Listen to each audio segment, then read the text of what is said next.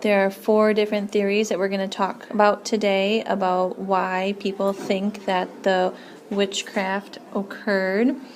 The first theory is what disease could have caused the accusation. So people think that there was a disease going around which caused the girls to make this accusation that there is witchcraft going on. As we read, we're going to look for 3 questions. The first question we're going to try to find answers for is what is ergot and how does it grow? Question number 2, what symptoms might one experience if they ate ergot? And number 3, what factors point to ergot poisoning as the reason for the witchcraft accusations? Is it possible that the girls had contracted an illness that caused their strange behaviors and led to the witchcraft accusations? It might seem crazy, but take a moment to review the evidence before making your decision. Some historians believe the girls contracted ergotism, a form of poisoning caused by the ingestion of rye grain containing the fungus known as ergot, which is number 1. What is ergot?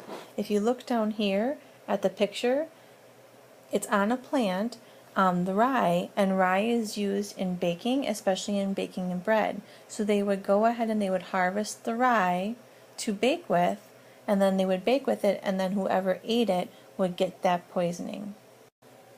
Rye is the most common grain that can become infected with ergot. Once infected, the rye grain develops dark, hard, and elongated structure. These structures are the ergot, and it replaces the rye on the grain. The ergot fungus needs warm and damp conditions, and it is believed that the marsh-like conditions in and around Salem were a haven for the ergot fungus. So look at number 1, and the second part of that is how does it grow? The answer is right in there. Once consumed, the ergot fungus begins to wreak havoc on the human body. Europeans living in the Middle Ages actually nicknamed the early symptoms of ergot poisoning as holy fire. Holy comes from the belief that it was punishment from God, and fire comes from the burning sensations shortly followed after consumptions. The burning sensations shortly after followed consumptions, which means that there was after they ate it, it was burning in their body. Extreme forms of ergotism can lead to severe infections in the extremities. However, most of the common symptoms include seizures, convulsions, and hallucinations. And you can see right here that hallucination is an experience involving the perception of something not present. So these people were seeing things that were not really there. In fact, the dangerous drug known as LSD can be extracted from ergot. But is it possible this caused the witchcraft allegations?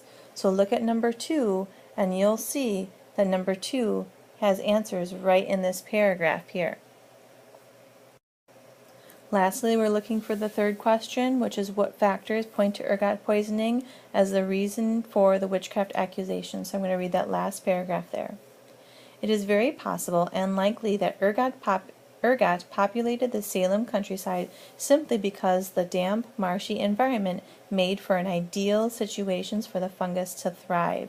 That means that because it was a really damp, like wet and marshy environment, that it was a really great place for the ergot to grow. They really like those types of conditions. Second, the Salem community relied on rye production and distribution. So if ergot did exist, it is almost certain they would have been contaminated. So that means that in Salem they were growing a lot of rye. They were growing it to be eaten, but also to go ahead and sell it and to make money off of it. So if they were growing a lot of rye, there was more opportunities for there to be ergot. Third, the afflicted girls complained in court about pinching, biting, or burning sensations, all of which are consistent with the symptoms associated with ergotism, which means the girls that were accusing everybody of witchcraft, they were having those burning and sensations and the pinching sensations, which is what ergotism does to the person that gets infected. Is it possible that the afflicted girls had ergotism and accused others of witchcraft because of their strong belief in witches? Why did nobody else experience the same sensations? What do you think, detective? So basically it's asking that if these girls had ergotism, why didn't anybody else have some of these symptoms going on? Okay, so we're on theory number 2, which could jealousy have caused the accusations? Do you think that because people were jealous, that's why people were starting to come up with this whole theory of witchcraft? So we're focusing on 3 questions here. Number 1, how were Salem Village and Salem Town different? You'll be able to see that here we have Salem Village and here we have Salem Town, and the question is asking how they were different. Number 2, which factors might have caused resentment between the town and village, which means basically why were they angry with each other? What happened to make them mad at each other? And number 3, did the separation of village and town cause more problems? So this theory number 2, could jealousy have caused the accusations? Like many communities around the world, the neighborhood where you live might give someone a clue as to your economic status. For example, would you expect a doctor or a worker at a gas station to live in a gated community where you need to show a badge and enter through a gate? Obviously, this lifestyle seems to fit more with a doctor. A similar situation existed in Salem in 1692.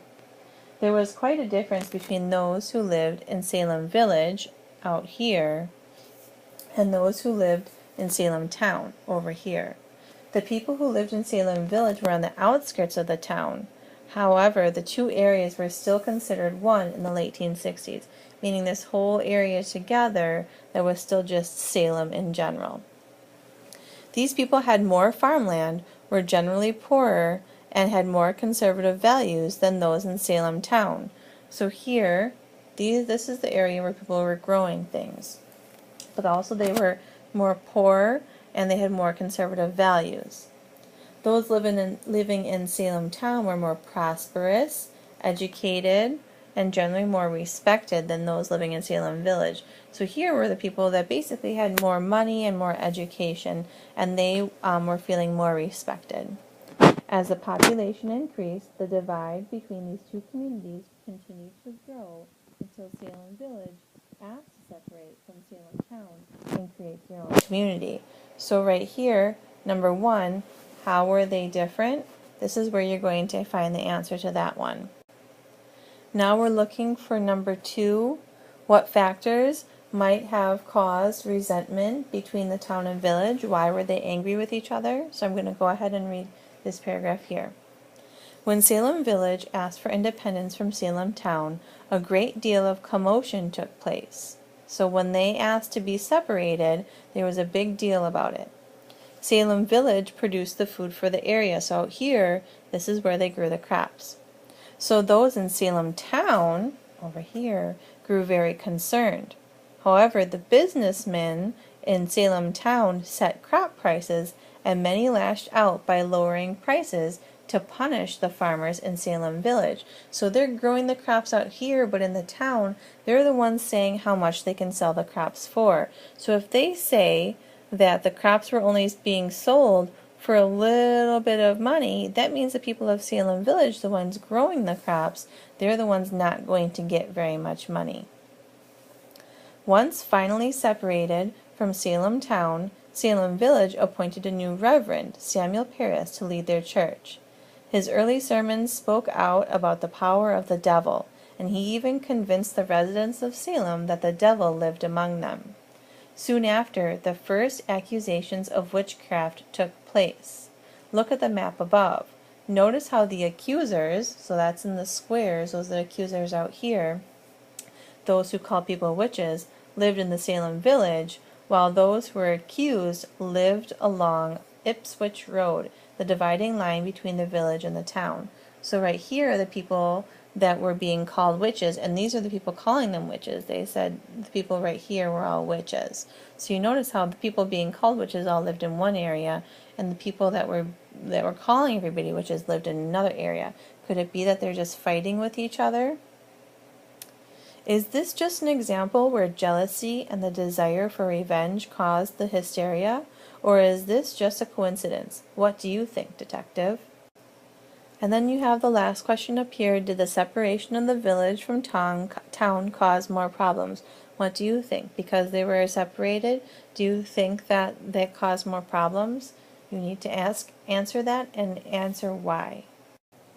Okay, now we have theory number 3. Could strict rules have caused the accusation?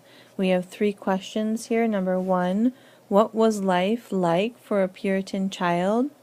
Number 2, were Puritan children encouraged to use their imagination? Why or why not? And number 3, is it fair to have the same expectations for children as we have for adults, and why or why not? Okay, this is theory number 3. Could strict rules have caused the accusation? Life as a Puritan child was very difficult in the 1690s. Children were often expected to act and behave as adults. This meant that children had little or no time to play with toys, have fun with friends, or engage their mind with games or exercise. In fact, these activities were viewed as sinful and were frowned upon. Instead, children were expected to attend church services, toil every day in the fields, and follow the strict and direct orders of their parents and superiors. So if we're looking for number 1, we're going to find it right here in this paragraph here. In addition, you're going to find number 2 in this paragraph too. You have a lot of information in this paragraph right here. It was common for Puritan children to learn to read, but it was mainly out of one book, the Bible.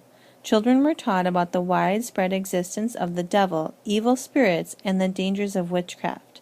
Any book that incited the minds of Puritan children was often viewed as morally corrupt, and they were usually banned from reading it. So this one kind of goes to number 2 too. Inciting the minds of Puritan children was viewed as morally corrupt. So that means getting the children's minds thinking and imagining was morally corrupt, meaning that they shouldn't do it, that it was wrong, and they were banned from reading it. Puritan boys and girls had little opportunity to excite their imagination. Boys were able to escape the home at time to work as an apprentice. This allowed them to learn a new trade like carpentry or gain valuable skills like hunting or fishing. Girls, however, had no similar escape. They tended to the house, helped their mothers cook dinner, wash bedding, and sew fabric. Whereas boys had at least some way to excite their imagination, girls were faced with an almost unbearable level of responsibility, boredom, and misery. So this paragraph is saying that the kids weren't allowed to go do anything. All they could basically do was work, work, and more work. Imagine being in the shoes of Abigail Williams or Betty Paris when they heard Tituba's wild and magical stories. It is no wonder that they were mesmerized by her scary stories and fortune-telling games. As the girls listened and watched, it is likely they began to feel guilty for their own behavior, since they had been told it was sinful and forbidden. Soon the attention turned to them as they began labeling people as witches. In a world where girls had no way to express their imagination and had little attention paid to them at all, is it possible that they actually enjoyed being in the center stage? Is it possible these girls became fearful of actually enjoying Tituba's tales, cried witch, and enjoyed the extra attention? What do you think, detective? So now you have the last question up here, number 3. Is it fair to have the same expectations for children as we have for adults? Why or why not? Do you think that it's fair to have all the kids work all the time at the home and out of the home and not be allowed to use their imagination? Do you think that's fair? Why or why not? Now we have our 4th theory. Theory number 4. Could the strict adherence to their religion have caused the accusation? Meaning the religion was really strict and they only stuck to their religion, so they couldn't blame it on anything else other than the religion. Did that cause the accusation? There are 3 questions that we're focusing on. Number 1, what are 3 words you'd use to describe Puritan life? Number 2, find 2 examples of how strictly the Puritans followed their religion. And number 3, when the accusations of witchcraft started, how did the Puritan religion support the idea that the accusations were real? How did believing in the Puritan religion push people to think that being a witch was real? So again, this is theory number 4. Could the strict adherence to their religion have caused the